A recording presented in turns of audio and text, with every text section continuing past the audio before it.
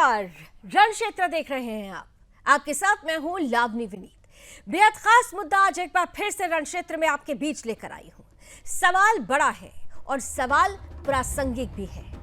सवाल है कि पश्चिम बंगाल जो इस देश का सबसे अहम राज्य है, जो इस देश की संस्कृति का परिचायक रहा है कभी, आज वही राज्य जल रहा है। उसी राज्य में हिंदू धीरे धीरे करके खत्म किए जा रहे हैं। उसी राज्य में वक्फ के विरोध के नाम पर हिंदुओं को पलायन के लिए मजबूर किया जा रहा है क्योंकि उनकी जान खतरे में है। उसी राज्य में जहां पर परिस्थिति ऐसी आ गई है कि राज्य की मुख्यमंत्री महिला मुख्यमंत्री है। बात तो मां माटी मानुस की करती हैं, लेकिन यहां तो ना मां सुरक्षित है, न माटी और ना ही मानुस। और इसीलिए सवाल पूछा जा रहा है कि क्या हिंदू विहीन होगा बंगाल? क्या बंगाल में ऐसी ही स्क्रिप्ट लिखी जा चुकी है कि बंगाल से सभी हिंदुओं को पूरी तरह से खत्म कर देना है? क्या बंगाल को कहीं ना कहीं से आग में झोंकते हुए उस कगार पर लाकर खड़ा कर देना है जो बांग्लादेश की तरफ बढ़ जाए, जो एक इस्लामिक राज्य बन जाए? क्या ये बड़ा षड्यंत्र है? क्या इस्लामिक चरमपंथियों की प्रयोगशाला बन चुका है बंगाल? और बंगाल में जो परिस्थिति बनी हुई है, उन परिस्थितियों में मुख्यमंत्री ममता बनर्जी का मौन, क्या ये सीधा सीधा उन जिहादियों को समर्थन है? सवाल इतने इसलिए हैं क्योंकि लोकतंत्र में विरोध की कहानी लिखी जाती है, लेकिन विरोध का एक तरीका होता है। विरोध के नाम पर हिंसा कहीं से भी संवैधानिक नहीं है, लेकिन यहां पर तो वक्फ कानून के विरोध के नाम पर हिंदुओं की हत्या हो जाती है। अब तक जो कहानी हम तक सामने आई है उसके अनुसार 500 से ज्यादा हिंदुओं को अपना सब कुछ छोड़कर, अपना आशियाना, अपने सपने, अपना रोजगार, अपने लोग, सबको छोड़कर पलायन करना पड़ा है। 2 दिन के नवजात बच्चे को लेकर जब एक मां को भागना पड़ता है तो आप समझ सकते हैं कि बंगाल में क्या हालत है। वो मां ये चाह रही थी कि उसका बच्चा जीवित रहे, उसे जिंदगी मिले, लेकिन जिंदगी मिलेगी कैसे? क्योंकि जिंदगी देने और जिंदगी को सुरक्षित रखने की बात और उसकी जिम्मेदारी जिनके कंधों पर है, उन्होंने तो मौन धारण कर लिया है। तुष्टीकरण की राजनीति के लिए, अपने वोट बैंक के लिए ममता बनर्जी सरकार का चुप रहना, ममता बनर्जी का मौन समर्थन जिहादियों को हिम्मत दे रहा है। और इसीलिए यह सवाल पूछा जा रहा है कि क्या बंगाल में हिंदुओं को खत्म करने की स्क्रिप्ट लिखी जा चुकी है? और यह स्क्रिप्ट यहां से नहीं लिखी जा रही, बांग्लादेश से बैठे हुए जेएमबी के, जमीयत के कुछ ऐसे आतंकी, जो आतंकी संगठन है, उसके कुछ ऐसे लोग हैं जो सीधे तौर पर बंगाल में स्लीपर सेल्स के साथ मिलकर, उनके साथ गठजोड़ करके इन तमाम परिस्थितियों को पैदा कर रहे हैं। क्या बंगाल के लिए अब एक ही आवाज बुलंद करनी चाहिए कि बंगाल में राष्ट्रपति शासन लगा दिया जाए?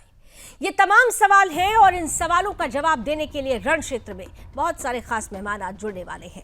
लेकिन उससे पहले आज की चर्चा शुरू करें, आपके सामने वो रिपोर्ट रखना चाहेंगे जो बंगाल की, जलते हुए बंगाल की एक एक कहानी, रूह कपा देने वाली, आत्मा को झकझोर कर देने वाली एक एक तस्वीर आपके सामने रखेगी और जो साफ तौर पर यह बताएगी कि स्क्रिप्ट लिखी जा चुकी है हिंदू विहीन बंगाल को करने की। रिपोर्ट देखिए।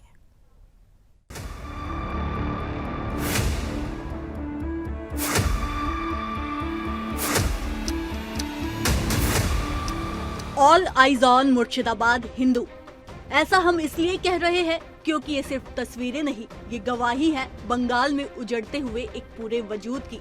ये तस्वीरें नहीं बल्कि चीखते हुए सवाल है। ये तस्वीरें हैं उस नफरत की जो हिंदुओं के खिलाफ साजिश बन चुकी है। ये वो जख्म है जो सिर्फ शरीर पर नहीं बल्कि एक समाज की आत्मा पर लगे हैं।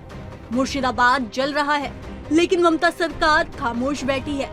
हिंदू परिवार बेघर हो रहे हैं, लेकिन सरकार को कोई फर्क नहीं पड़ता। बीते दिनों वक्फ कानून के विरोध में जो हिंसा भड़की, वो जिहादी मानसिकता की पोल खोलती है। हिंदुओं के घरों में आग लगी, दुकानों को लूटा गया, मंदिरों को तोड़ा गया, औरतों के साथ बदसलूकी हुई। नदी और पानी की सप्लाई में जहर मिलाना क्या सिर्फ एक सामान्य घटना है? क्या ये वही सांप्रदायिक सौहार्द है जिसकी दुहाई देकर ममता हमेशा वोट मांगती है?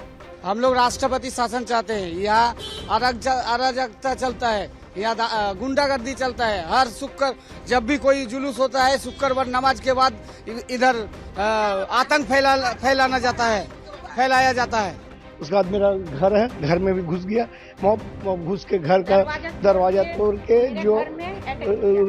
तोड़ के समूचा जो सामान था लूट ले गया, तोड़ फोड़ के समूचा रख दिया।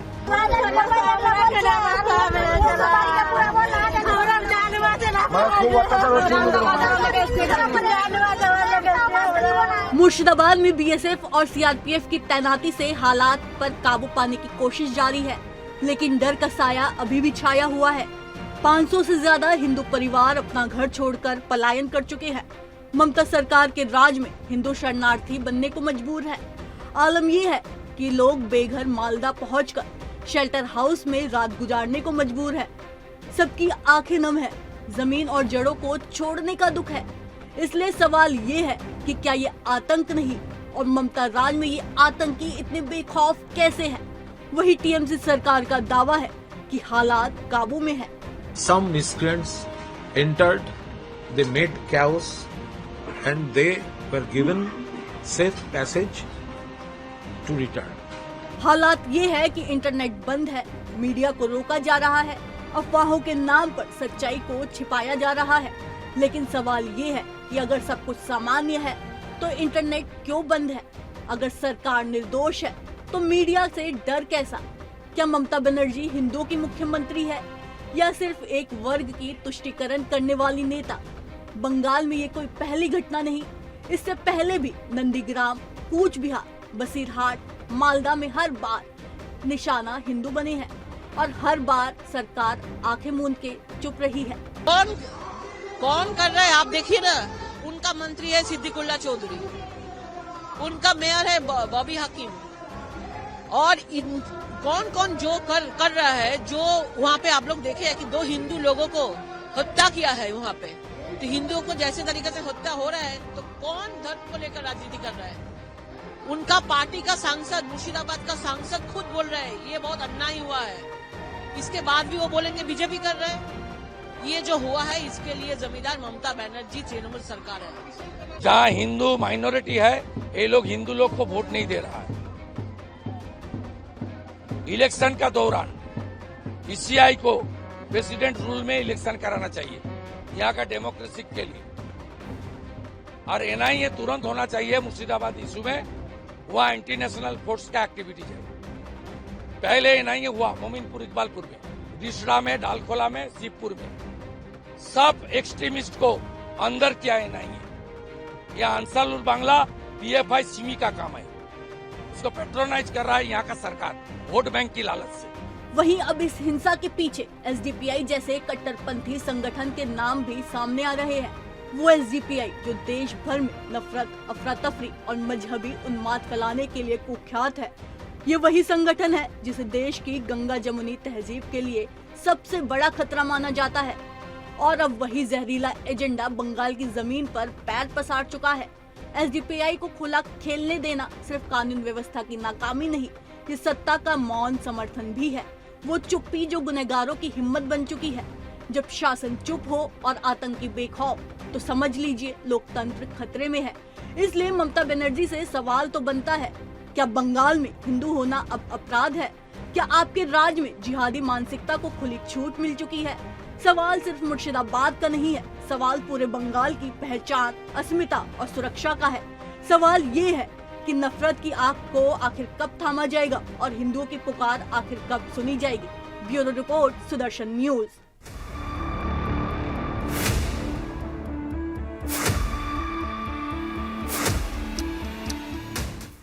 तो सवाल बड़ा है कि क्या बंगाल में हिंदू होना गुनाह है?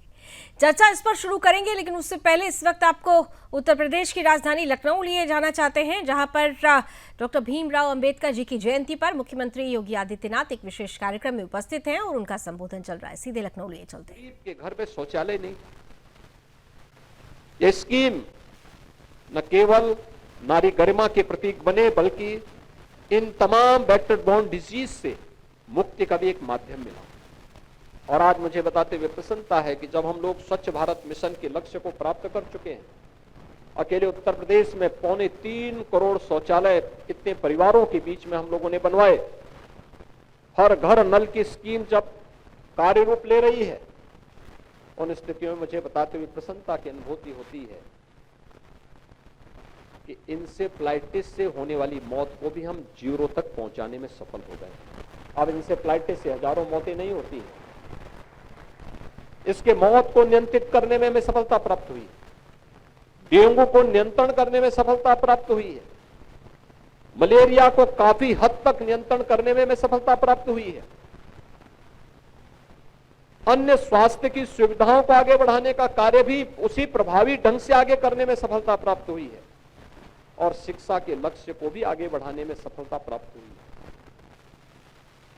हमने अपने स्वयं के कारोबार को, अपने परंपरागत जो हस्तशिल्पी और कारीगर थे, उनके हुनर को भी महत्व नहीं दिया। क्या स्थिति थी उत्तर प्रदेश के अंदर जो 2017 में हम लोग आए? चैलेंज था, हमारा अनएम्प्लॉयमेंट रेट 19% से अधिक था। हमारे सामने चैलेंज था, क्या होगा, कहां जाएगा युवा, क्या होगा इसका? परंपरागत उद्यम क्या है? हमने उसकी मैपिंग के लिए एक टीम भेजी, हर जिले से एक समय सीमा के अंदर हमारे सामने आई, और समय सीमा के अंदर उस टीम को हमने कहा कि इस कार्यक्रम को आगे बढ़ाओ। मेरे सामने आया कि 75 में से 57 जनपद ऐसे हैं जिनके पास अपना यूनिक प्रोडक्ट था। तो मैंने कहा था तो अब क्या हुआ? कहा साहब ये सब बंदी के कगार पर है, लोग हताश हैं, पलायन कर रहे हैं, उनके पास कोई कारोबार नहीं है, कोई प्रोत्साहन नहीं है। हमने कहा जो बाकी बचे हुए जनपद हैं, इन जनपदों में 18 शेष जनपदों के लिए हम क्या कर सकते हैं? इनके लिए भी कुछ करो, इनके साथ भी कुछ जोड़ो।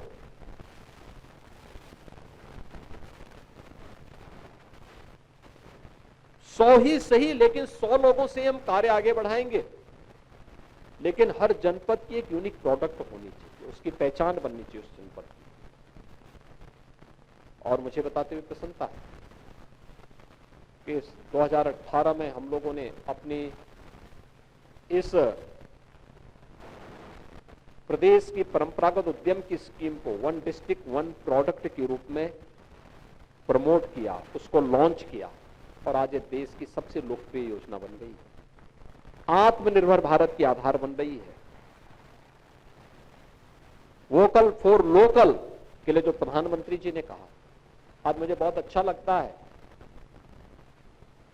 2017 के पहले जब कोई पर्व और त्योहार आता था, होली हो, दीपावली हो, या कोई भी अन्य पर्व और त्योहार आते थे, या किसी के घर में कोई कार्य होता था, लोग गिफ्ट कहां से लाते? तो चीन के आइटम मार्केट से भरे पड़े रहते थे, वही गिफ्ट में लोग देते थे।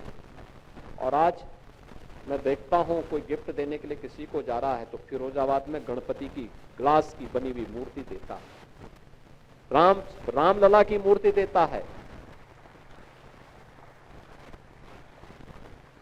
ब्रास से बने हुए किसी आइटम को जो मुरादाबाद में बना हुआ है उसको प्रदान करता है, स्पोर्ट्स आइटम मेरठ का है उसको देता है, खुर्जा की क्रॉकरी को उपलब्ध करवाता है,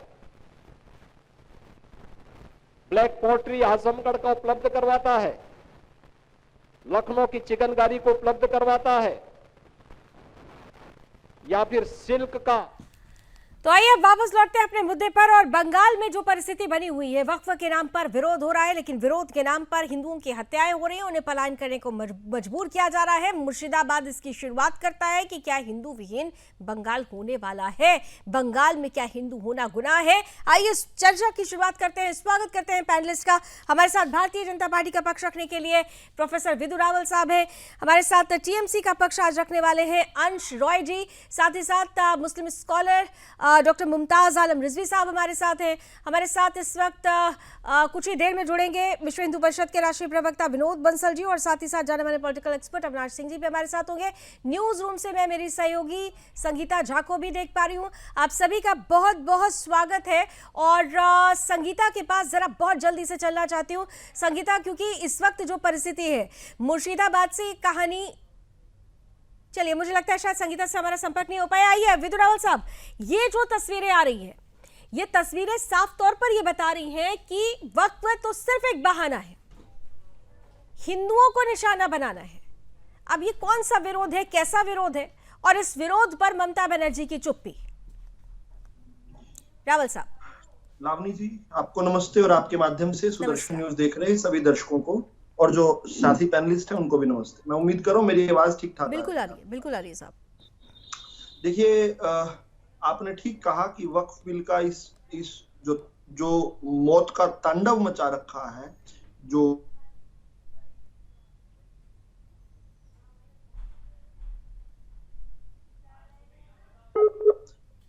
वीरगंज नेपाल में और गुना मध्य प्रदेश के अंदर जिस प्रकार से हनुमान जयंती के कार्यक्रमों को डिसरप्ट किया गया था, मुस्लिम स्कॉलर साहब भी उस डिबेट में थे।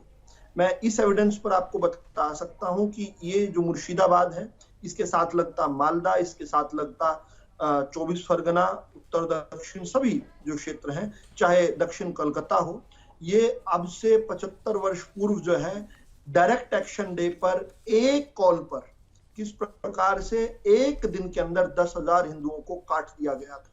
मैं इस एविडेंस पर बता सकता हूं कि वक्फ कानून का जब कोई मामला ही नहीं था, उस समय मोपला में जो है केरल के अंदर जो है नरसंहार इस प्रकार से किया जा सकता है। मैं इसलिए बता सकता हूं क्योंकि लार्जली 1980 के पूरे दशक में, बल्कि एक दिन को अगर चयनित किया जाए तो 19 जनवरी 1990 को एक दिन ये कॉल दी गई कि कश्मीर में हिंदुओं अपनी बेटियों को यहाँ छोड़ दो और खुद चले जाओ। ये दीवारों पर लिखा गया। तो इस एविडेंस पर मैं बता सकता हूं कि इसका वक्फ कानून से कोई लेना देना नहीं है। वक्फ का प्रोडक्ट इसको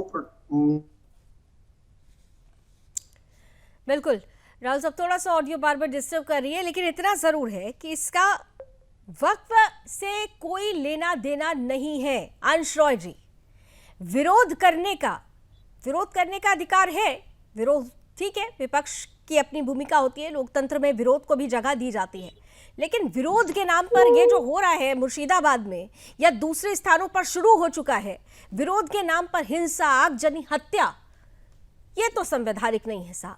और फिर उस पर से टीएमसी का जिस तरीके से रिएक्शन सामने आ रहा है, जिस तरह से ममता बनर्जी कह रही हैं कि भाई ये परिस्थिति हम नहीं चाहते, बाहर के लोग आए हुए हैं, ये कहकर क्या आप हिंदुओं पर का जो जला है उस पर नमक छिड़कने का काम नहीं कर रहे? अंशराज जी नमस्कार। नमस्कार। पहले बात मैं आपको बता देना चाहता हूँ कि आज की जो डिबेट है मुर्शिदाबाद को लेके और खास करके हिंदू और मुस्लिम के चर्चा चल रही है। आपने आपकी न्यूज चैनल आपने भी बताया कि ममता बनर्जी ने बोला कि बाहरी लोगों को लाकर हमारे बंगाल को, शांत बंगाल को अशांत किया जा रहा है, तो गलत नहीं बोली है, क्योंकि बीजेपी के जो नेता हैं, यहाँ के पश्चिम बंगाल के जो अध्यक्ष हैं सुकांतो मजूमदार, उनके बयान को अब देखिए। और पश्चिम बंगाल के बीजेपी के जो विरोधी दल के नेता हैं, मैं नाम लेके बोलना चाहता हूँ, अर्जुन सिंह, उनकी आप एक रिकॉर्डिंग देखिए कि उन्होंने बंगाल की जनता के सामने क्या बीजेपी की तरफ से बोला है। उन्होंने बोला बिहार, उत्तर प्रदेश, झारखंड से हम लोगों के लाके बिहार में सभी को मारेंगे। ओपन उनकी भाषा को न्यूज चैनल पे, वीडियो पे, सोशल मीडिया पे चल रहा है। तो ममता बनर्जी तो गलत नहीं बोली है, क्योंकि बीजेपी के नेता, बीजेपी के विरोधी दल के नेता जब ऐसे पश्चिम बंगाल के जनता के सामने अपना बयान देते हैं, मतलब तो फिर यहाँ की मुख्यमंत्री तो नहीं, अंशराज जी, मतलब आप ये कह रहे हैं कि मुर्शिदाबाद में जिस तरीके से हिंसा शुरू हुई, जिस तरह से हिंदुओं को मारा गया, जिस तरीके से 500 से ज्यादा हिंदुओं को वहां से पलायन करना पड़ा है अपना सब कुछ छोड़कर, और जगह जगह से जो खबरें आ रही हैं हिंसा की, आप कह रहे हैं इसके लिए जिम्मेदार वो लोग नहीं है जो वहां पर साफ तौर पर पश्चिम बंगाल की संस्कृति के लिए खतरा बन चुके हैं? क्या वो जिहादी वहां रिस्पॉन्सिबल नहीं है? मैं आपके न्यूज चैनल पे बैठ के हमारे जितने भी यहाँ पे प्रवक्ता बीजेपी से लेके मुस्लिम स्कॉलर पे मुमताज आलम रिजवी जी बैठे हैं, मैं सभी के सामने बोल रहा हूँ कि हमारी सरकार इस बर्बरता जो हुई है मुर्शिदाबाद में कभी भी उस चीज के समर्थन नहीं करती है। अगर आप समर्थन में नहीं थे तो कितने हिंदुओं से मिलने के लिए पहुंचे? पकड़ के अरेस्ट किया जाएगा। अंशरा जी, जो हिंदू वहां से पलायन कर रहे थे या जो हिंदू वहां डरे हुए हैं, घबराए हुए हैं, ममता बनर्जी उनमें से कितनों से मिलने के लिए गई हैं? हमारी जो प्रशासन है हर एक उपद्रवियों को अरेस्ट कर रही है, खोज ना, ये मेरे सवाल का जवाब ये मैं पूछ रही हूँ, ममता बनर्जी कितने हिंदुओं से मिलकर आई हैं, कितने हिंदू परिवारों से वो मिली और उनसे उन्होंने कहा कि हम आपके साथ हैं? कितने हिंदू परिवारों से मिलकर आई हैं वो? हमारे हिंदू परिवार को डर नहीं है, लेकिन इसको अच्छा, डर भाजपा के कुछ नेता डर नहीं है और वो मुर्शिदाबाद छोड़कर पलायन कर रहे हैं। रावल साहब जल्दी से काउंटर आंसर कर दीजिए। लगाए जा रहे हैं। अंशरा साहब आपकी बात गले के नीचे नहीं उतरी, गले के नीचे नहीं उतरी। अंशरा, रावल साहब काउंटर आंसर जल्दी से। पहली बात तो अंश जी को ये पता होना चाहिए कि हम यहाँ पर हिंदू मुस्लिम की बात नहीं कर रहे हैं। यहाँ पर एक तरफा मुस्लिम जो जेनोसाइड किया जा रहा है, मुस्लिम रेडिकल्स द्वारा जो हिंदुओं का जेनोसाइड किया जा रहा है, हिंदुओं का नरसंहार किया जा रहा है, उस पर चर्चा हो रही है। ये कोई हिंदू मुस्लिम दंगा नहीं है, ये एक तरफा। बीच में नहीं बोलेंगे, अंश राय बीच में नहीं बोलेंगे। अराजकता मत फैलाओ, सुदर्शन न्यूज पर अराजकता मत फैलाओ, अपने समय का इंतजार करो। मैंने अपने समय का इंतजार किया, तब बोलना, जब आपको बोलने के लिए कहा जाए तब बोलना। अराजकता मत फैलाओ। आपका एक एक शब्द गलत था, एक एक शब्द गलत था, लेकिन मैंने नहीं टोका आपको। आप भी चुप रहेंगे। अब देखिए, जब सत्ता का संरक्षण हो और ममता की जब ममता फूट रही हो, और ये मैं नहीं कह रहा हूं, ये ममता बनर्जी के सबसे जो वरिष्ठ जो मंत्री हैं, सबसे ज्यादा उम्र दराज मंत्री हैं, सदीकुल्ला, वो खुद कह रहे थे। उन्होंने कहा कि गुड़ मुरमा खाकर हम दंगे फैला देंगे। उन्होंने उसके बाद ये भी कहा कि कल ममता जी बड़ी खुश हुई हैं, दीदी का फोन आया था, दीदी बहुत खुश है, बड़ी संख्या में आप निकल कर आए हैं। ये मैं नहीं कह रहा हूं लावनी जी, ये सदीकुल्ला साहब कह रहे हैं और पब्लिकली कह रहे हैं। आप चला सकते हैं इसको अपने टीवी पर। इसके बाद हमने दिखाया है ये। आप और दूसरी बात ये कह रहे हैं कि बाहर से लोगों को लाया जा रहा है, जबकि आप इसका कोई एविडेंस ये नहीं दिखा पाएंगे, लेकिन आपके चैनल पर अभी दिखाइए। ठीक है अंश राय, जल्दी से 10 सेकंड कुछ कहना चाह रहे हैं, उसके बाद एक बड़ी खबर आ रही है पश्चिम बंगाल से जुड़ी हुई, मैं चलना चाहती हूँ उस पर। अंश राय कुछ कहना चाह रहे हैं? जी, मैं वो बोले कि नहीं दिखा पाऊंगा, मैं दिखा रहा हूँ उन्हीं को नेता की। आप सुनिए। नहीं, आप ये तो सुना दे रहे हैं, लेकिन ये भी तो बताइए ना, आप अपने नेता का बयान भी तो सुनाएंगे ना। आपके नेता टीएमसी के नेता क्या कह रहे हैं, ये भी तो आप सुनाएंगे ना। पैकेज में नहीं सुनाया आपने टीएमसी के जो नेता कह रहे हैं, और प्लस उससे भी ज्यादा नहीं, उससे भी ज्यादा महत्वपूर्ण है कौन सा नेता क्या कहता है ये इतर। अंशराय जी, कौन सा नेता क्या कहता है इससे इतर बंगाल के हिंदू क्या कहते हैं, ये महत्वपूर्ण है। बंगाल का हिंदू अगर ये कह रहा है कि हम सुरक्षित नहीं है, यहाँ पर राष्ट्रपति शासन लागू कर देना चाहिए, तो फिर ये किसके लिए है? ये किसकी जिम्मेदारी थी कि इन हिंदुओं को वो सुरक्षा प्रदान की जाती, उन हिंदुओं में विश्वास जगाया जाता? बड़ी खबर इस वक्त आ रही है, जरा पश्चिम बंगाल से सीधे ब्रेकिंग न्यूज का रुख कर लेते हैं, उसके बाद आते हैं आप लोगों के पास।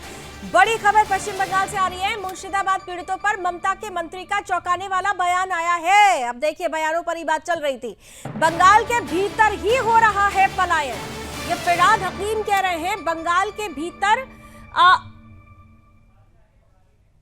लोग बस एक जगह से दूसरी जगह जा रहे हैं, सब कुछ ठीक है।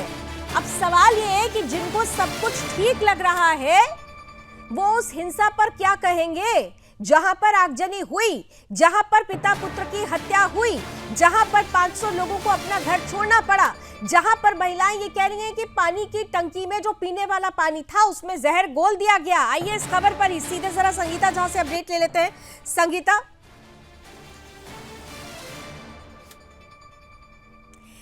क्या कुछ कह रहे हैं मंत्री, जरा पहले सुन लेते हैं और फिर संगीता आपके पास आती हूँ। ऐसा कोई बात नहीं है, यहाँ पर ऐसा कोई परिस्थिति नहीं है। बंगाल से बंगाल में ही जा रहे हैं, तो बंगाल सुरक्षित है बोल के देख जाएगा, सारी जगह जा रहे हैं, सब ठीक है। पुलिस डीजीपी प्रेस कॉन्फ्रेंस कल किया, हम देखा, जो पूरा कठोर होगा। एक घटना घट गई है, उसको लेके ऐसा कुछ नहीं होना चाहिए। संगीता आपके पास सीधे आ रही हूँ, ये बड़ा ही चौंकाने वाला बयान इसे कहा जाएगा। पूरी दुनिया देख रही है कि बंगाल में क्या हो रहा है, लेकिन यहाँ पर टीएमसी के नेता हकीम साहब को दिखाई नहीं दे रहा। संगीता, फिरहाद हकीम के पहले भी कई ऐसे बयान जो हैं वो सोशल मीडिया पे भी वायरल हुए हैं। हमने अपने चैनल के माध्यम से भी दिखाया है कि किस तरह से ये बयान देते हैं और ये कहते हैं कि मुस्लिमों की संख्या जब बढ़ेगी तब जाकर पता चलेगा, आगे चलकर पश्चिम बंगाल में और ज़्यादा संख्या बढ़ेगी। और इस तरह से जो आज जो बयान अभी जो आ रही है जिसमें वो कह रहे हैं कि बंगाल के अंदर ही हिंदू पलायन हो रहा है, यानी कि परिस्थिति सामान्य है, ऐसा कुछ भी नहीं है। तो वहीं मैं एक और देखिए आपको खबर दे दूँ कि मुर्शिदाबाद में एक बार फिर से हिंसा भड़काने की कोशिश की गई, जिसके बाद पुलिस ने जब लाठियां भांजी है, जिसके बाद स्थिति को सामान्य की गई है। उसके बाद और एक बड़ी खबर मैं आपको बता दूं कि दक्षिण 24 परगना में भी जो है फिर से हिंसा भड़की। दक्षिण 24 परगना में हिंसा भड़की हुई है, पुलिस के वैनों में आग लगा दी गई है। यानी कि मुर्शिदाबाद का पैटर्न जो है दक्षिण 24 परगना तक आ चुका है। दक्षिण 24 परगना में जो है स्थिति सामान्य नहीं है, पुलिस स्थिति को सामान्य करने की कोशिश कर रही है, पुलिस के वैन को आग लगा दी गई है। बिल्कुल, और तस्वीरें भी इस वक्त टीवी स्क्रीन पर हम चला रहे हैं, सीधी तस्वीरें आपको दिखा रहे हैं कि बंगाल में क्या हालत है, लेकिन ममता के मंत्रियों को ये नजर नहीं आता। विनोद जी, क्या ये जब तस्वीरें सामने आती है तो मन में एक सवाल उठता है कि क्या हम अपनी आंखों के सामने दूसरा कश्मीर बनता हुआ देख रहे हैं क्या, जिसको सीधे सीधे पॉलिटिकल संरक्षण है? विनोद बंसल जी, ठीक करें आपने ये तो अपने पीसीआर को कहूंगा कि जरा ठीक है, ठीक कर ले, बहुत ऐसे गड़बड़ हो रहा है जी। ऑडियो प्लीज ठीक कीजिए। हाँ बंसल साहब बोलिए। हो रहा है। तीसरा ये कह रहा हूँ कि देखिए कि बंगाल में ठीक क्या है कि गलत क्या है, ये तो इस बात से पता लगता है कि हाई कोर्ट को इंटरवेंशन करना पड़ा के बाद में, और उसके बाद में बीएसएफ जब पहुंची और सेंट्रल फोर्सेज पहुंची, उसके बाद उन पर भी पिछले 2-3 दिन में 3 बार हमले हुए हैं। और आप देखिए कि वो बीएसएफ और सिक्योरिटी फोर्सेज भी सुरक्षित नहीं है वहां पर, इस बात से पता लग रहा है।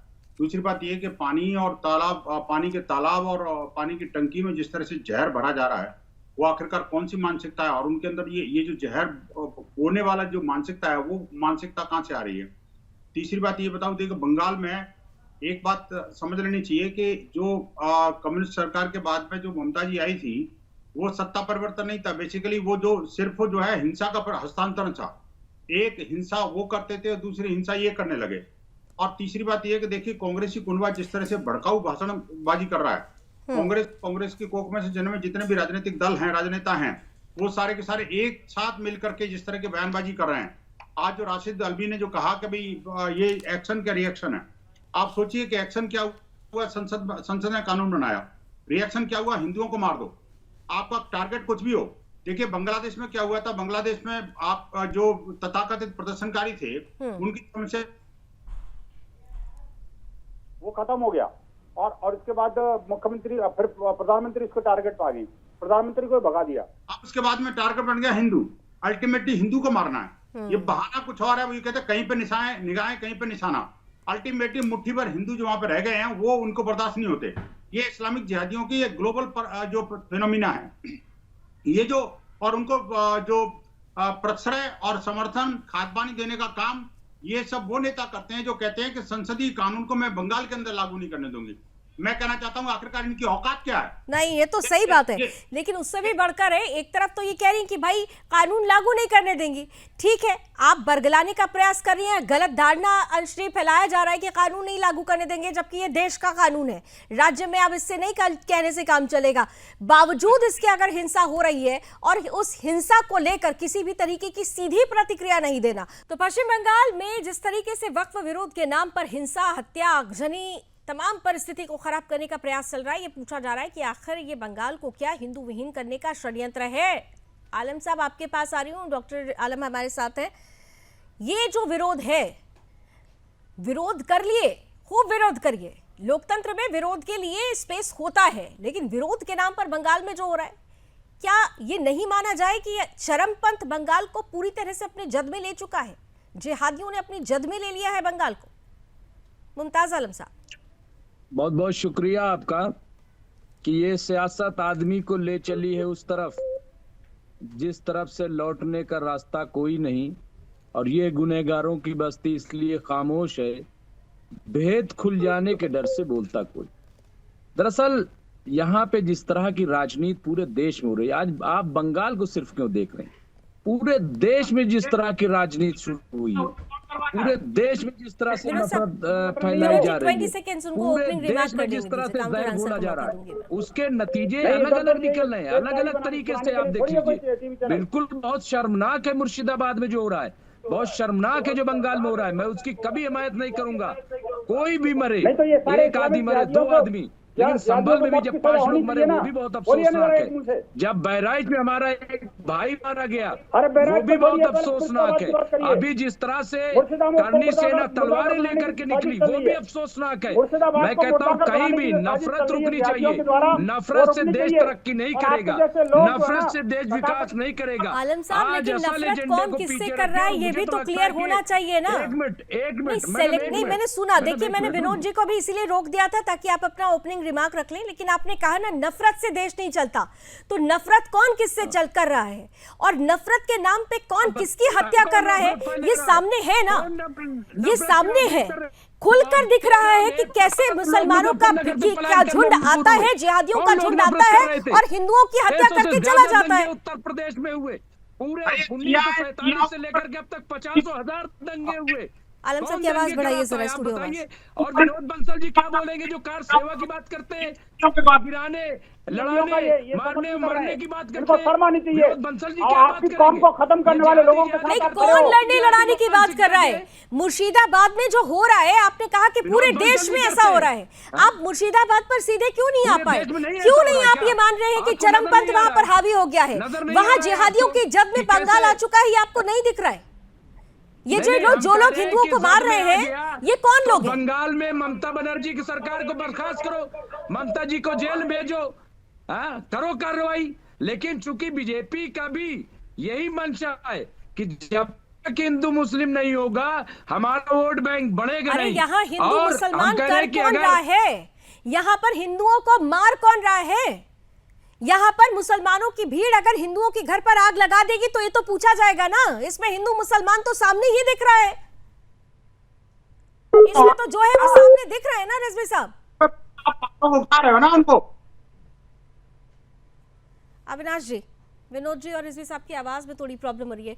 अविनाश जी, आप देखिए एक परिस्थिति देखिए, क्या आप मानते कि ये एक टेस्ट रन है? बस पश्चिम बंगाल का मुर्शिदाबाद एक टेस्ट रन है कि किस तरीके से हिंदू विहीन करना है, एक राज्य फिर दूसरा फिर तीसरा, यही है गुजराई हिंद की पूरी स्क्रिप्ट। लावनी जी, आपको नमस्कार। नमस्कार। आपके अच्छे हेल्थ की और आपके श्रोताओं के अच्छे हेल्थ की कामना करते हुए जय श्री राम। जय श्री राम। देखिए, राय साहब जो अंश रॉय है उनमें मानवता का अंश नहीं बचा, और रिजवी साहब जो कह रहे थे देश में चारों तरफ इस तरह का माहौल है, तो दोनों के लिए मेरा जवाब यह है कि अंश कह रहे थे कि भाजपा के वक्ता के बोली के ऊपर ऐसा हो रहा है, तो यमन, ईरान, इराक, अफ्रीका, ये 52 जो मुसलमान की पाकिस्तान, वहां पे कौन सा बीजेपी प्रवक्ता वहां बैठे हैं? ये जो मुस्लिम स्कॉलर तथाकथित जो बैठे हैं उससे पूछिए वहां कौन सी भाजपा बैठी है? नहीं, हम तथाकथित नहीं है, आप हमें जानते नहीं है।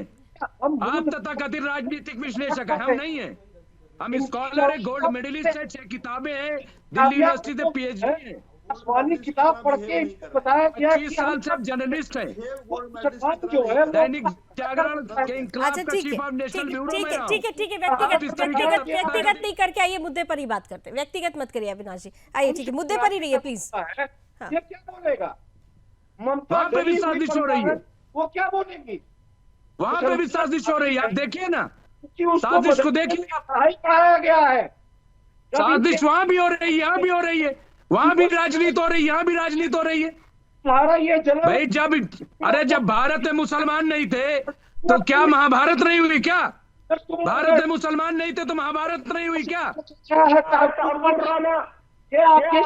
भगवान राम जो है वो रावण को मारने के लिए नहीं गए थे क्या? आप बताइए, क्या जब मुसलमान नहीं थे तो यहाँ युद्ध नहीं हुए क्या? क्या राज्य आपस में लड़, क्या बात कर रहे हो आप? अरे ये राजनीति है, रिजवी साहब मुझे आपकी एक बात समझ में नहीं, एक सेकंड रिजवी जी को सामने लेकर आइए, रिजवी साहब एक सेकंड। रिजवी साहब, आपने रामायण का जिक्र तो कर दिया, आपने प्रभु श्री राम और रावण की बात कर दी, यहाँ पे लेकिन आपको पता होना चाहिए कि अधर्म का खात्मा किया था धर्म ने, और यहाँ पर अधर्मी कौन है और धर्म के रास्ते पर कौन चल रहा है ये तय करना होगा। यहाँ पर जिस तरीके से पश्चिम बंगाल में अधर्म कौन कर रहा है और धर्म के रास्ते पर कौन चले, जो तलवार की नोक पर भी अपना धर्म नहीं बदल रहे हैं, कौन है यहाँ पर आप बताइए ना कि कौन है। लालच में लोगों को मरवाए हुआ धर्मी कौन अपनी लालच में मरवा रहा है? तो आप खुलकर ठीक है, आप इतने रहनुमा बन रहे हैं अगर हिंदुओं के, तो अभी तक आप लोगों की तरफ से ऐसे तो पता नहीं कितने फतवा जारी कर दिए जाते हैं। करिए ना फतवा जारी ऐसे मुसलमानों के खिलाफ जो निकलकर हिंदुओं की हत्या कर रहे हैं। नहीं बिल्कुल किया जाता है, निकल के जो हिंदू भी पता तो चले कि है कौन। आपने जैसे ममता बनर्जी को नकाब पहना दिया, हो सकता है ऐसे ही नकाब पोष लोगों को वहां पहुंचा दिया गया हो कि करो दंगा मारो, कुछ पता चल रहा है आज के दौर में। रावल साहब क्या आप लोग क्या साजिशें की जा रही है? प्रोफेसर रावल जी, फिर आज श्री में इसी बात की बात को नकाब पहना के बैठाने की, पोस्टर बनाने की। एक बार रोक लीजिए लावनी जी, मैं किसी के बीच में नहीं बोल रहा हूँ। देखो अपनी औकात पा गई है नकाब में, आप ये चाहते हैं कि हिंदू को मरवा, किसी के बीच में इस्लाम की हो सकती है, हमारे नहीं हो सकती। प्रोफेसर विदुरावल, लावनी जी, मैं आपको बधाई देना चाहता हूं कि आपने आज जो है कम से कम प्रियंका वाड्रा का वो बयान चलाया जिसमें उन्होंने मुर्शिदाबाद के अंदर जो निर्मम हत्याएं की गई हैं हिंदुओं की और जो पलायन किया गया उस पर शोक व्यक्त किया है। आप ही ने चलाया था ना? अच्छा, नहीं चलाया आपने? ओहो, अच्छा फिर शायद राहुल गांधी का होगा। वो राहुल गांधी जी ने बयान दिया आज कि देखिए ये मानवता को शर्मसार करने वाला जो नरसंहार है इसके खिलाफ जो है उन्होंने बोला होगा। ये राहुल जी भी भूल गए क्या? सोनिया जी ने, अखिलेश जी ने, क्या आपने किसी का बयान सुना अब तक? किसी एक भी शर्म निरपेक्ष का बयान सुना क्या? एक का भी नहीं सुना पाए आप। क्यों नहीं सुना पाए? ये लोग रोज मणिपुर करते थे ना। मणिपुर में दो समुदायों की सीधी आमने सामने की लड़ाई है, मैतई और कुकी समाज की। यहां पर दो समाज की लड़ाई नहीं है कोई भी। यहां पर एक समाज जो है ममता के संरक्षण में ममता की ममता प्राप्त करके किस प्रकार से निहत्थे निर्मम हिंदुओं का कत्लेआम कर रहा है यह हिंदुस्तान देख रहा है, लेकिन शर्म निरपेक्ष चुप बैठे हैं बिल्कुल। और इन्होंने एक बड़ा अच्छी बात अभी यहाँ पर कही कि ममता जी को जेल में डाल दिया जाए। आपने सुना ना? आपने लावनी जी सुना ना? अभी लावनी जी सुन पा रहे हैं क्या आप मुझे? हाँ बिल्कुल, बोलिए। जी, आपने अभी आपके चैनल पर एक बड़ी अच्छी बात है। सुनो, अरे मिस्टर स्कॉलर सुनना पड़ेगा भाई। लावनी जी ये कोई तरीका है? अरे तरीका क्या है भाई? कत्लेआम किसको कहते हैं? क्यों भड़का रहे हैं हिंदुओं को? कहते हैं जो कश्मीर में हुआ था। रिजवी साहब, कत्लेआम उसे कहते हैं जो डायरेक्ट एक्शन डे के दिन हुआ था। कत्लेआम उसे कहते हैं जब जिंदा लैंड की कहानी लिखी जा रही थी, और यही हो रहा है पश्चिम बंगाल में। 2002 में आप लोग इसे नजरअंदाज कर रहे हैं। कहते हैं जो अभी आप बैठकर राजनीति कौन कर रहा है कौन नहीं कर रहा है इसकी पाठशाला यहाँ पर आपने खोल रखी थी, लेकिन आपके बयान में ही राजनीति झलक रही है। मुस्लिम स्कॉलर बता रहा था। अरे स्कॉलर लगना पड़ेगा। समय नष्ट हो रहा है, समय नष्ट कर रहा है ये व्यक्ति। आंसर दीजिए राहुल जी, 20 सेकंड जल्दी से काउंटर आंसर दीजिए। सबके बीच में बोलने काउंटर आंसर दीजिए जल्दी की सरकार को। देखिए इन्होंने कहा, मैं इन्हीं की बात, अरे आपकी बात ही कर रहा हूं मैं। स्कॉलर साहब आपकी ही तो बात कर रहा हूं, सुन तो लीजिए एक बार, सुन तो लीजिए, प्लीज सुन लीजिए। अभी इन्होंने बड़ी अच्छी एक बात कही और हम सबको सुननी चाहिए। कोई अच्छी मुस्लिम वॉइस निकलती है, सुननी चाहिए। थोड़ा जल्दी राहुल साहब बोलिए। मेरी आवाज आ रही है? नहीं जा रही? सबकी आवाज आ रही है, बोलिए। जेल में डाल देना चाहिए।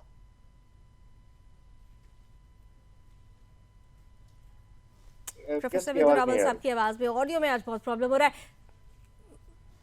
लावनी जी आपने सुना ना, इन्होंने कहा ममता को जेल में डाल देना चाहिए। तो जो लोग जो हैं नमाजे जनाजे में 1-1 लाख लोग ये निकल कर आ जाते हैं, सीएए और वक्फ के कानून के लिए प्रदर्शन करते हैं।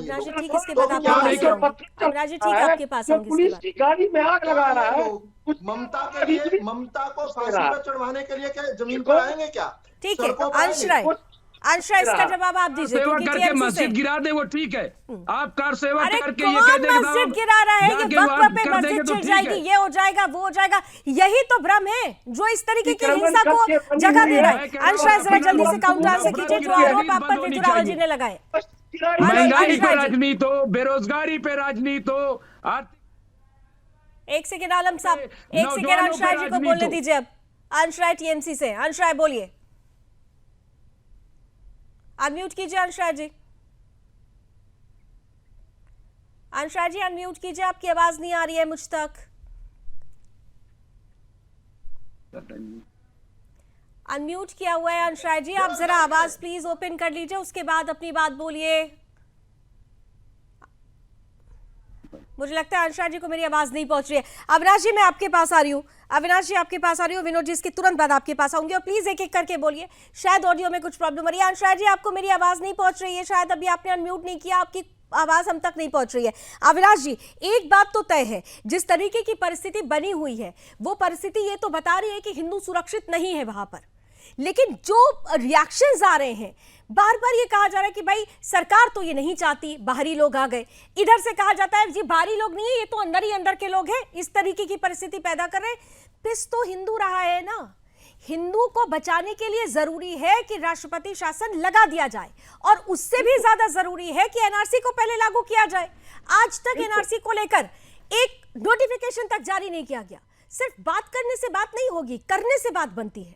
अविनाश जी, ये दो भाजपा की दो बड़ी नाकामी हम गिनवा सकते हैं, और राष्ट्रपति शासन का स्वरूप बिल्कुल अलग है। जब तक गवर्नर का रिपोर्ट नहीं आता है तब तक जो मुंबई केस में जो जजमेंट है ये चल रहा है कि राष्ट्रपति शासन इतने आराम से नहीं लगता है, और राष्ट्रपति शासन का गुंजाइश है। ये पूछना चाहता हूं कि ममता बनर्जी के फिराद हकीम ने जब बोला कि बंगाल में 7 पाकिस्तान बना देंगे, तो क्या ये देशद्रोह नहीं है? क्या किया ममता ने? अगर सब कुछ मोदी और शाह को ही करना है तो स्टेट में चीफ मिनिस्टर क्यों बहाल है? उनको इस्तीफा दे देना चाहिए। बिल्कुल। विनोद बंसल जी, ये परिस्थिति कि हर बात के लिए सिर्फ यही बात जो अविनाश जी कह रहे हैं कि सारी चीजों के लिए मोदी मोदी मोदी, लेकिन राज्य की भी तो कुछ रिस्पॉन्सिबिलिटी होती है, या राज्य की मुखिया की रिस्पॉन्सिबिलिटी सिर्फ इतनी है कि जिहादी जब हिंदुओं की हत्या करे तो चुप हो जाओ? जेल भेजा जाए। विनोद जी, देखिए, टीवी चैनल पर बैठ करके चिकनी चपड़ी बातें करना तो बड़ा आसान है, लेकिन प्रैक्टिकली उन जिहादियों के विरुद्ध कार्रवाई करना, करवाना और उसके लिए बोलना, ये बहुत मुश्किल है। मैं कहना चाहता हूं कि सवाल यहाँ पर जोड़ रही हूँ कि ये जो हुई है परिस्थिति, क्या ये उस बयान का परिणाम तो नहीं है जिसमें ममता बनर्जी ने कहा कि हिंदू धर्म बहुत खराब है? एक जहर भर दिया वहां पर लोगों के दिमाग में। विनोद जी, देखिए, अभी भी बात थोड़ी एक हो रही है लावणी जी। मैं ये कहना चाहता हूं, देखिए कि ये जो ममता जी का जो बयान है, मैं कहूंगा इसको, उनके जो लगातार विश्व भवन वक्फ बोर्ड बिल के अगेंस्ट में हो रहा है, इसके बावजूद भी कि ये बिल जो पास होने से पहले 25 घंटे तक हिस्टोरिकल डिबेट हुई सदन के अंदर, रात को 2:30 बजे तक सदन चला, तब जाके वो बिल पारित हुआ, और उससे पहले 9 महीने तक लगातार पूरा देश। बिल्कुल, अगर विरोध करना था तो संसद के अंदर भी विरोध करते। हाँ, नहीं, मैं ये कहना चाहता हूँ, देखिए अभी भी 17 याचिकाएं माननीय सर्वोच्च न्यायालय में पेंडिंग है, लेकिन क्या है कि जिसकी आस्था का संविधान में नहीं है, जिसकी आस्था जो है देश के संसद में नहीं है, जिसकी आस्था उसके न्यायालय में नहीं है, उसका इंतजार नहीं कर सकते, और वहां जमीयत के दफ्तर में बैठ करके और भड़काऊ भाईजान सारे के सारे मिल करके और उसको मुसलमानों को भड़काने का काम करेंगे, तो आखिरकार यही तो होगा। और आप देखिए कि जहां भी देखो मुसलमान को जब भी गुस्सा आता है ना, तो सिर्फ हिंदुओं पर फूटता है वो गुस्सा। अब कानून संसद ने बनाया, वो बेचारे मुर्शिदाबाद के हिंदुओं का क्या दोष है भाई?